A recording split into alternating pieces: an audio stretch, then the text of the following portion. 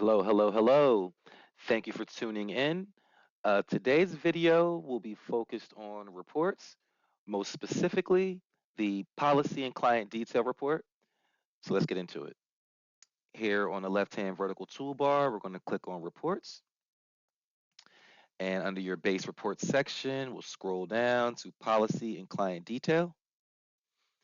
Okay, just like any other report, you see it's broken up into three sections. We have the possible columns, report columns, and the filter.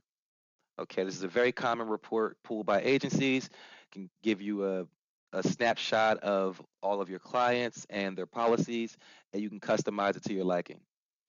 Okay, so what I'll do is I do want to add policy type to the report column, so I'll go ahead and click on this arrow.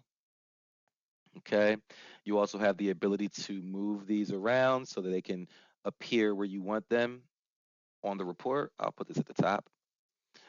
Okay, and I think I'm going to take out the city, state, and zip just to make my report a little bit more concise. And lastly, I believe I want to filter it by company. So I'll take company, click on the right arrow, and I want to see all my companies, so I'll leave this like blank, but I'll click on group so that the report is grouped by company. And then let's take a look at it. View report.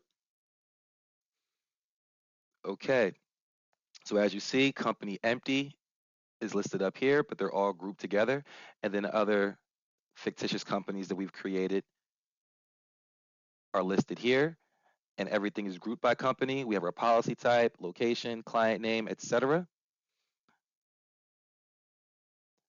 And again, this can be customized to however you like, and it also can be memorized so you can pull this report over and over again as often as you like. I hope this was helpful. If you have any questions, please do not hesitate to contact us. Thank you.